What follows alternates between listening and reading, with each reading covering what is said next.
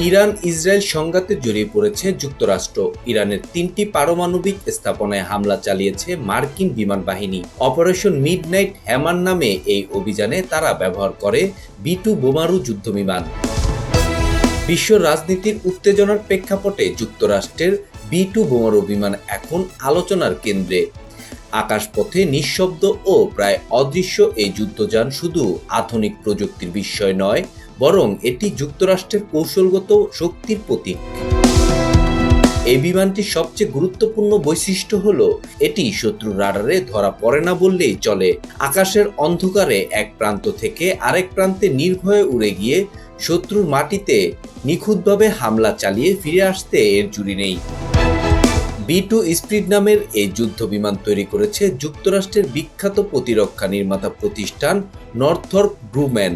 নির্মাণে ব্যবহার করা হয়েছে অত্যাধুনিক স্টিলথ প্রযুক্তি, যা রাডার সিগন্যাল শোষণ করে কিংবা ভিন্ন দিকে প্রতিফলিত করে।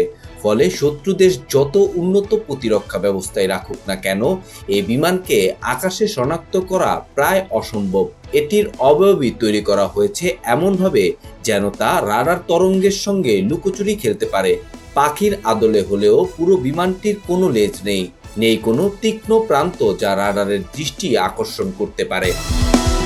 B-2 এর আরও একটি বিস্ময়কর দিক হলো এর খরচ। এটি বিশ্বের সবচেয়ে ব্যয়বহুল যুদ্ধ বিমান। পৃথিবীতে শুধু যুক্তরাষ্ট্রের কাছে মাত্র 21টি B-2 স্পিরিট রয়েছে, আর একটি বিমান নির্মাণ করতে খরচ হয়েছে প্রায় 2.1 বিলিয়ন মার্কিন ডলার, বাংলাদেশি মুদ্রায় যা প্রায় 25,698 কোটি টাকা। এই বিপুল ব্যয়ের অন্যতম কারণ হচ্ছে এর স্টিলথ প্রযুক্তি, জটিল নির্মাণ পদ্ধতি এবং উন্নত অস্ত্র বহনের সক্ষমতা। শুধু নির্মাণই নয়, রক্ষণাবেক্ষণেও রয়েছে বিশাল খরচ। প্রতি ঘন্টার উড্ডয়নে এর পেছনে প্রায় ব্যয় হয় $1,30,000। এই বিমান আকাশে দীর্ঘপথ পাড়ি দিতে সক্ষম। সর্বশেষ ইরানে হামলা করার জন্য 3টি B-2 স্পিরিট টানা 37 ঘন্টা আকাশে উড়েছে বলে জানা গেছে। তবে দীর্ঘ পথ পাড়ি দেওয়ার জন্য এই বিমানের সঙ্গে থাকে একাধিক ট্যাঙ্কার বিমান।